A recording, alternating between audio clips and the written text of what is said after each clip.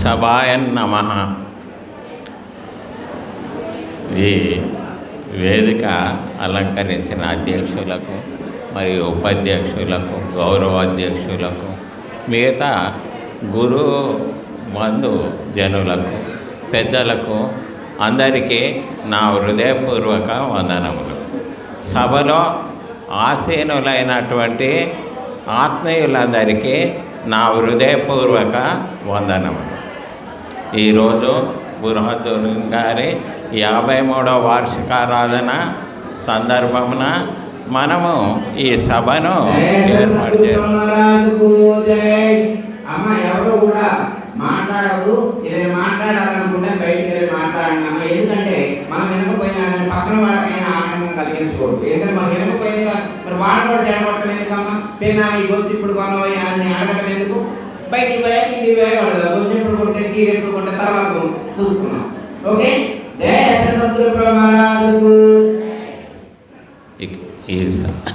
ఈ సభలో కూర్చున్నటువంటి ఆత్మీయులందరికీ నా హృదయపూర్వక వందనములు. శ్రీ కొండోజు సీతార్య చరణ సేవితం దృగ్దృశ్యరహిత పూర్ణబోధకం సర్వాతీత సాక్షి వివర్జితం శ్రీ సమిష్టి బోధానంద ఉపలంచ కృష్ణమూర్తి సద్గురుభ్యో నమః. మనకు ముఖ్యంగా కృష్ణ ప్రభులు కానీ, ఇక పరశురామ నరసింహదాస్ గారు కూడా సాధన సంపత్తినే ముఖ్యంగా తీసుకున్నారు. ఎందుకంటే బోధకు సాధన సంపత్తి ముఖ్యం. ఎందుకంటే ఆ సాధన సంపత్తి మనకు ఈ వ్యాసుడు అంటే దాదాపు 5200 సంవత్సరంలో సూత్ర భాష్యం రాశాడు. అందులో 555 సూత్రాలు ఉంటాయి. అందులో మొట్టమొదటిది అదాతో బ్రహ్మ జిజ్ఞాస అన్నాడు. అంటే ఇది ఉన్నది బ్రహ్మమే ఉన్నది అని అర్థం. అయితే అక్కడ దాంట్లో మొట్టమొదటి దాంట్లో సాధన సంపత్తినే తీసుకుండు. దాని తర్వాత ఆదిశంకరాచార్యులు క్రీస్తు పూర్వం 600 దాదాపు ఇప్పుడు మనకు 2600 సంవత్సరాల క్రితం నుంచి కూడా సాధన సంపత్తినే తీసుకున్నారు. అందుకే ఇక్కడ పరశురామ నరసింహదాస్ గారి, కృష్ణ ప్రభువులు కానీ సాధన సంపత్తితోటే మనకు చెప్పింది. ఎందుకంటే అదే ముఖ్యము, అది లేకుంటే ఏమీ లేదు. ఎందుకంటే మిగతాయి ఎన్నో ఉన్నాయి. మన హిందూ సాంప్రదాయంలో అనేక సాంప్రదాయాలు ఉన్నాయి. అనేక భిన్న భిన్నమైనటువంటి ఎవరికి తోచింది వాళ్ళు నిర్ణయించుకున్నారు. కానీ మనకు మన పెద్దలు మాత్రం సాధన సంపత్తి ద్వారానే బోధను తెలుసుకోవడానికి మనకు అవకాశం ఇచ్చారు. అందుచేత ఇక్కడ సాధన సంపత్తిని మనము యథార్థంగా విచారించినప్పుడే తెలుస్తుంది. ఎందుకంటే ఇక్కడ శుకుడు యోగ మార్గంలో ఉన్నాడు, వామదేవుడు జ్ఞాన మార్గాన్ని బోధించారు. రెండు ఉన్నాయి. అయితే ఇక్కడ యోగ మార్గం ఎప్పుడు వచ్చిందంటే క్రీస్తు పూర్వము 200 సంవత్సరంలో పతంజలి యోగ శాస్త్రాన్ని రాసి ప్రవేశపెట్టారు. అప్పుడు పరశురాముడు అంతా క్షత్రియ వంశాన్ని నశింపజేసినప్పుడు బ్రాహ్మణులే రాజులుగా ఉండేది. అందుచేత ఆ సమయంలో ఈ యోగ శాస్త్రాన్ని తీసుకొచ్చినందుకు అది బహుళ ప్రాచుర్యం పొందింది. లేకుంటే దానికి అంతా ఉండకపోతుండే. అయితే వామదేవుడు మాత్రం జ్ఞాన మార్గాన్ని బోధించాడు. ఇక్కడ మనకు 2 మార్గములు ఉన్నాయి. ఒకటి పిపీలికాది మార్గము, రెండోది విహంగ మార్గము అని చెప్తున్నాము. విహంగ మార్గము అంటే మనం ఇక్కడ విమానం ఎక్కి ఢిల్లీలో దిగినాము. మధ్యలో ఎక్కడ ఏమేమి ఉన్నాయి అనేది మనకేమాత్రం తెలియబడదు. ఏమైనా ఆకాశంలో పోయినాం, మేఘాలలో పోయినాం, రెండోది మనకు తెలియబడకుండా ఉంది. ఇక పిపిలి కాదు మార్గం అంటే మనము రైల్లో ప్రయాణం చేసినాం అనుకో, ఇక్కడి నుంచి డైలీ పోతుంటే ఎన్నెన్ని స్టేషన్లు వచ్చినాయి, ఎక్కడెక్కడ అయినాము, ఏవేవి చూసుకుంటూ పోయినాము అనేది. అందుకే ఇక్కడ మనకు పిపిలికాది మార్గమే, జ్ఞాన మార్గమే గొప్పది అని అన్నాడు. అందుకే భగవద్గీతలో కూడా శ్రీకృష్ణ పరమాత్మ ఏం చెప్పిందంటే, జ్ఞానమునకు సమానమైన మీ జగతి లేదు, అంతకంటే పవిత్రమైన దెద్దీను లేదు, కాలమున యోగ సిద్ధిని గన్నవాణి ఆత్మలోపాల అని జాన మలరు ప్రార్థ అన్నాడు. అంటే జ్ఞానానికి సమానమైనటువంటిది ఈ సృష్టిలో రెండోది లేదు. మిగతా అన్నీ కూడా అవి సహజమైనవి కావు అని. మళ్ళీ మనకు శివరామ దీక్షితుల వారు కూడా దీక్షితీయంలో 11వ పేజీలో మరియు 179 పేజీలో కూడా యోగ మార్గాన్ని ఖండించాడు. ఎందుకంటే యోగ మార్గం సహజం కాదు, దానివల్ల గురువుడు దగ్గర లేకుంటే ప్రాణాయామం చేత ఊపిరితిత్తులు చెడిపోయి మరణానికి దారి తీస్తుంది. కాబట్టి అటువంటి పద్ధతి మనకు లేదు, మన జ్ఞాన మార్గంలో విచారించాలని దీక్షితుల వారు మనకు దీక్షితీయంలో చెప్పారు. కాబట్టి ఏది చేసినా మనకు ముఖ్యంగా జ్ఞాన మార్గమే మనము విచారిస్తున్నాం. జ్ఞాన మార్గంలోనే ఇవన్నీ కూడా మనకు తెలియవలసిందే కానీ ఇతరత్ర తెలియబడదు. అయితే ఇక్కడ యథార్థంగా విచారిస్తే వేదములు ఉన్నాయి. ఋగ్వేదము, యజుర్వేదము, సామవేదము, అధర్వణ వేదం అని 4 వేదములు చెప్పుకుంటున్నాము. కానీ వేదత్రయమే మనకు ముఖ్యము అని తెలియబడుతుంది. ఎందుకంటే మనకు భద్రాది రామ శతకములో ఋగ్వేదము చేత ప్రజ్ఞానం బ్రహ్మ అని, యజుర్వేదమేమో ఆం బ్రహ్మస్మ అని, సామవేదం చేత తత్వమసి అని వేదత్రయాలు. అయితే ఇది తత్వమసి ఉపదేశ వాక్యము. అంటే మరి ఉపదేశ వాక్యం అంటే గురుడు ఉపదేశం చెయ్యండి, మరి ఆం బ్రహ్మస్మని అనడానికి కానీ ప్రజ్ఞానం బ్రహ్మ అని అనడానికి కానీ మనకు వీలుండదు. ఎందుకంటే గురుడు ఉపదేశం ఇది. అందుకే తత్వమసి ఉపదేశ వాక్యము శ్రవణము అని చెప్పారు. కాబట్టి మనము కింది నుంచి మీదికి పోవాలి. కానీ సాంఖ్యములో మాత్రం మనకేం చేసినారు, అది బ్రహ్మాండ పంచీకరణంలోనైనా పిండాండ పంచీకరణంలోనైనా మనకు ఆకాశం నుంచి తీసుకున్నాము.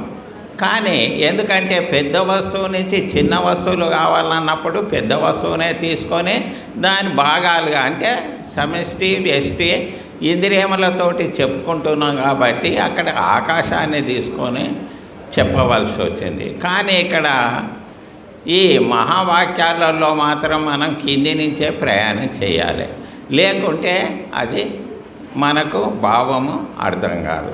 ఎందుకంటే పూర్వము ఈ సాంఖ్యము మనకు క్రీస్తు పూర్వము 600 సంవత్సరంలో కపిల మహర్షి మనకు ఈ ఇంద్రియములను 25 ఇంద్రియములను శరీరత్రయములను వీటినన్నిటినీ గుర్తింపజేసాడు. కానీ తర్వాత ఆనాడు వాటికి ఆది దేవతలు చెప్పలేరు.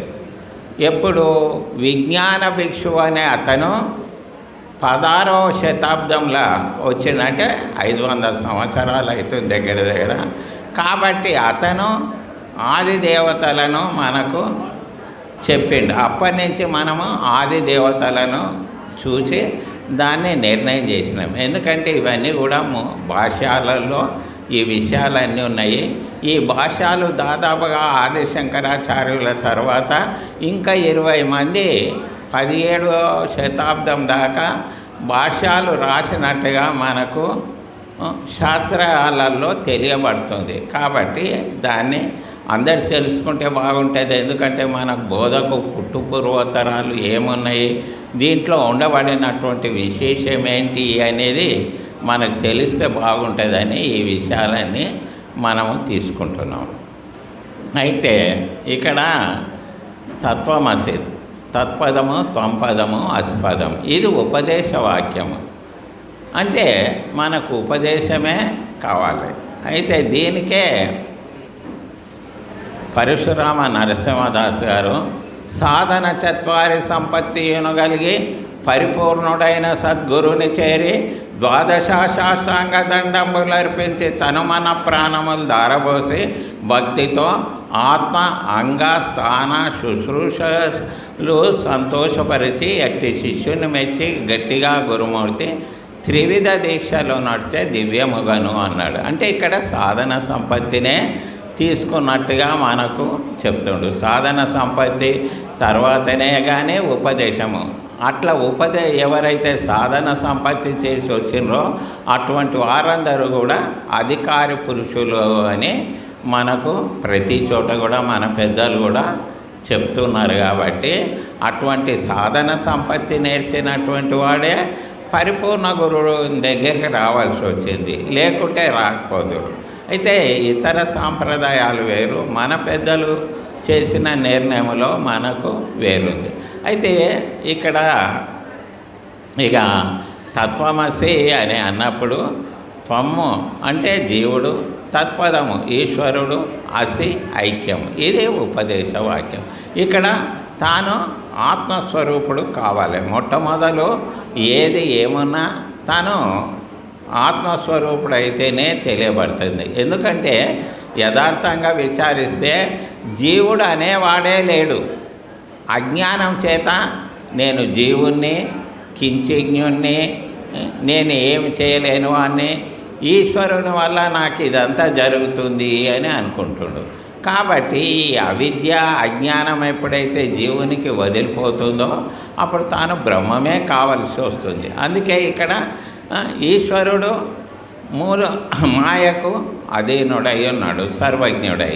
కాబట్టి ఈ జీవుడు ఈశ్వరునిలో ఐక్యమైనప్పుడు తాను ఆ ఆత్మ యొక్క స్వస్వరూపాన్ని చూసినప్పుడు తాను ఆత్మస్వరూపుడు, ఆత్మనే బ్రహ్మ. ఎందుకంటే ఇక్కడ ఆత్మ బ్రహ్మకు ఒక కారణం ఉంది.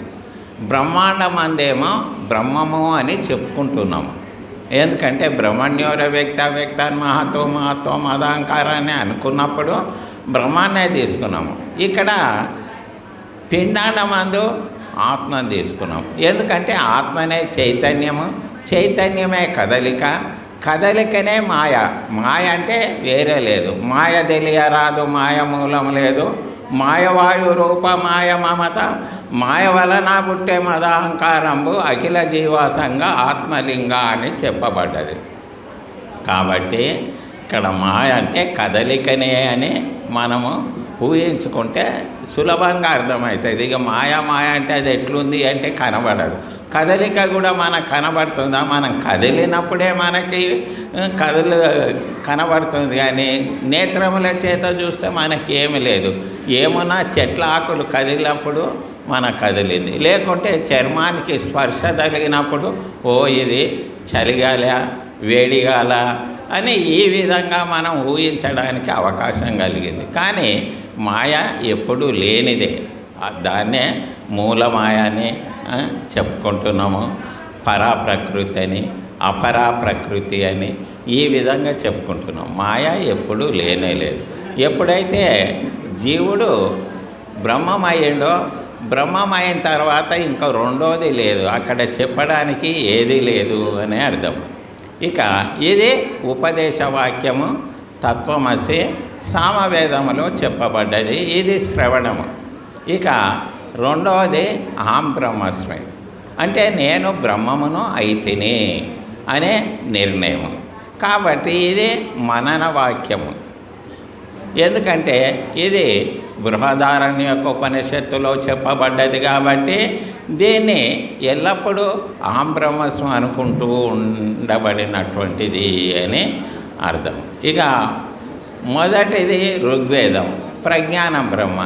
ఇది నిధిధ్యాస, ఎల్లప్పుడూ దాని అందే ఉండాలి. అందుకే శ్రవణేంద్రియంబు చే శబ్దములు వినుచుండు, స్పర్శేంద్రియమున స్పర్శలెరుగు, చక్షురింద్రియమున వీక్షించు రూపములు, రూఢిగా జిమ్మచే రుచులనెరుగు, గ్రాన రంధ్రంబులా గంధమాగ్రానించు వాక్కులా వచించు వాక్యములను ఏ జ్ఞానంబున నిన్ను ఎరిగే నా జ్ఞానంబై ప్రజ్ఞానంబని శృతులు బలుకుచుండు అట్టి ప్రజ్ఞాన లక్ష్యార్థం అనుభవంబు నీ స్వరూపంబు నిక్కంబు నిజపదంబు అని మనకు పరశురామ నరసింహదాసు గారు ప్రజ్ఞాన బ్రహ్మములు అంటే ఏదైతే జ్ఞానము, జ్ఞానమే అన్నిటికీ కారణం. జ్ఞానం లేకుంటే ఏమి లేదు.